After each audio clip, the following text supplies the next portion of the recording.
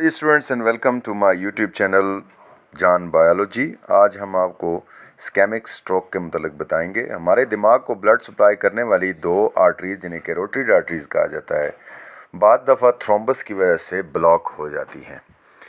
अगर इस ब्लॉकेज को मुकम्मल तौर पर ना हटाया जाए तो दिमाग के उस हिस्से को ब्लड की सप्लाई रुक जाती है और बाज़ औक़ात आर्टरीज के फटने से दिमाग के अंदर खून बह जाता है, जिसे हेमरेज कहा जाता है, और इसी से ब्रेन हेमरेज हो सकता है और ब्रेन मुकम्मल तौर पर काम छोड़ सकता है।